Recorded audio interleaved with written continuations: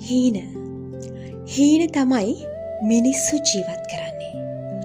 හීන දකින හීන හැබෑ කරගන්න මිනිස්සු වගේම හීන දකිමින් විතරක් ඉන්න මිනිසුත් අපිට අපේ ජීවිතවල ඕන තරම් හම්බ වෙනවා. අපි අපේ අනාගතේ ලස්සනට පාට කරගන්න හැම වෙලාවෙම උත්සාහ කරනවා. හීන දකිමින් ඉන්නේ නැතුව ඒවා හැබෑ කරගන්න අද කතාව ඔයාට උදව්වක් වේවි. මේ ඉන්නේ ජැක්. මෙයා කුමල් කරුවෙක්. මෙයාගේ හීනේ තමයි නගරේ විශාලතම මැටි කර්මාන්ත ශාලාව ඔහු විසින් නිර්මාණය කිරීම. ජැක් අවුරුදු ගණනාවක් මැටි ආශ්‍රිත නිෂ්පාදන ඔහුගේ ගම්මානය තුළ අලෙවි කිරීම සිදු කළා. මොහු ඉන් ඉතිරි කරගත් මුදලින් ඔහුට අවශ්‍ය දැන් නගරයට යන්න. ඔහුගේ හීනේ යථාර්ථයක් බවට පත් කරගන්න. මොහු මේ ගැන මුලින්ම කියන්නේ ඔහුගේ මවට. එවිට මම පැවසුවේ, පුතා, තාත්තටයි මටයි දෙන්නටම ඉන්න එකම දරුවා ඔයා. අපි ඔයාව හැදුවේ අපේ ඇස් දෙක වගේ. ඔයා මේ ගමේම ඉන්න හොඳම මැටි වෙලෙන්දා. ඔයාගේ නිර්මාණ ගන්න ගමේ ඕන තරම් කට්ටිය ඉන්නවා.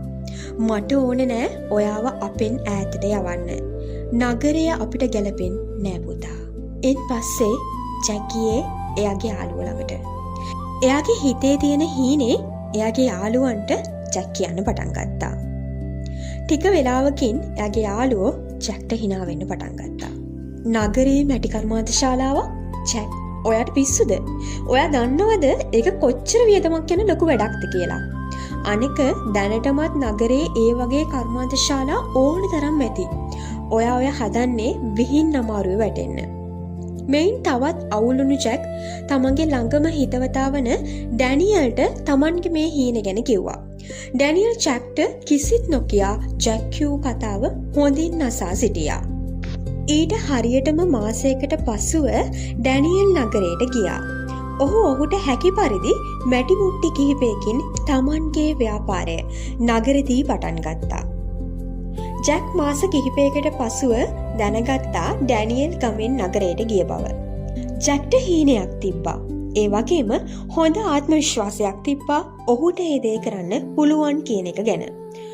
ඔහුට ඒ වෙනුවෙන් හොඳ හැකියාවකුත් තිබුණා. හොඳ වෙළඳපොළක් නිර්මාණය කර ගැනීමේ අවස්ථාවක්ද ඔහු සතුව පැවතුණා. නමුත් ඔහුගේ දෙමව්පියන් නිසා හැඟීම් බර වෙච්ච ජැක්, ඒ වගේම ඔහුගේ යහළුවන් නිසා අධෛර්යමත් වුණා. ඔහුගේ ළඟම හිතවතා ඩැනියල් ජැක්ගේ අදහස ජැක්ට කලින් ක්‍රියාත්මක කළා.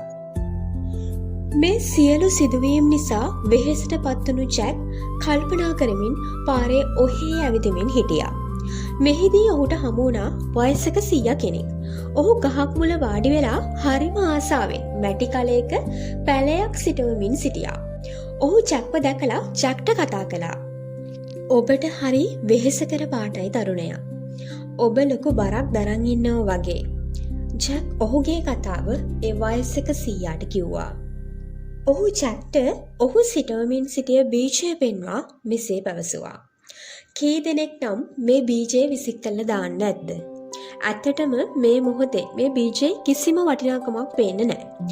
හැබැයි කාලයකින් මේ බීජය මහා වෘක්ෂයක් බවට පත් වුණාට පස්සේ දහස් ගණන් මිනිස්සු මේ ගහේ අතු යටට වෙලා එහි සෙවණ ලබා ගනීවි.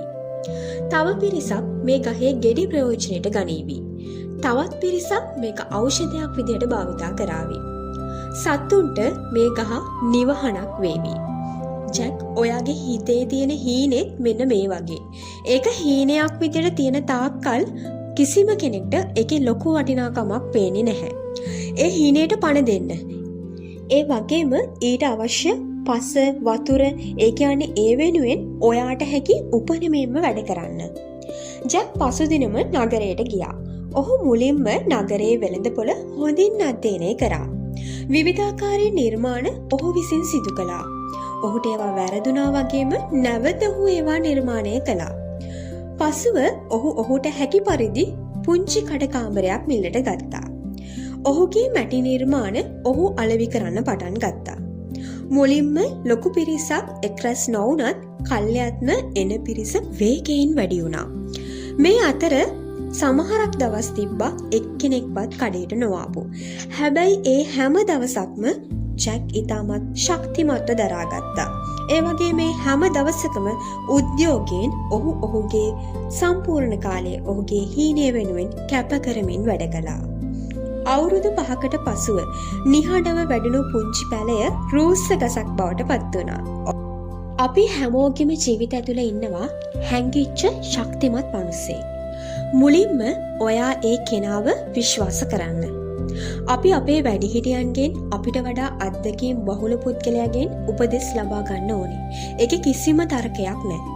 හැබැයි ඒ කිසිම දෙයකට ඔයාගේ හීනේ මරලා දාන්න ඉඩ දෙන්න එපා. එයාට උන දේ ඒ විදිහටම ඔයාට වෙයි කියලාත් බලාපොරොත්තු වෙන්න එපා. ඒක සාර්ථකත්වයේ වෙන්න පුළුවන්, අසාර්ථකත්වයේ වෙන්න පුළුවන්. තව කෙනෙක්ගේ අත්දැකීම් අපිට වැදගත් වෙන්නේ ඔවුන් යම් තැනකදී වැටුනහම එහෙම අවස්ථාවක් ඔයාට ආවොත් ඔයා එකකින් නැගිටින්නේ කොහොමද කියන එක කල්තියා සැලසුම් කර ගැනීමට ලැබෙන අවස්ථාවක් විදිහට විතරයි. හීනවලට යද්දී අපිට කැපකිරීම අනිවාර්යයෙන්ම කරන්න වෙනවා. ආදරණීයයන් වෙනුවෙන් දෙන කාලය අඩු වෙන්න පුළුවන්. ඒ වගේම අපි මෙතෙක් ජීවත් වුණු සුව පහසු කලාපය අපට මග ඇරෙන්න පුළුවන්. අමාරුවෙන් ලබා ගන්න දේවල් වල වටිනාකම වැඩි. ඒ නිසා අමාරුවෙන් ඒ කැපකිරීම ටික කරන්න. හීන විදියටම මිය යන්නට ඉඩ නොදී යථාර්ථයක් බවට පත් කරගන්නට ඔබ ඔබේ ශක්තියේ ධාරිතාවය හඳුනා ගන්න. ඒ ගැන ඔබ තරම් දන්නා වෙන කිසිත් නැහැ. නිහඬව සටන් කරන්න, ප්‍රතිඵලය ෂෙයා කරන්න. කමෙන්ට් එක අනිවාර්යයෙන්ම හොඳ එකක් වේවි.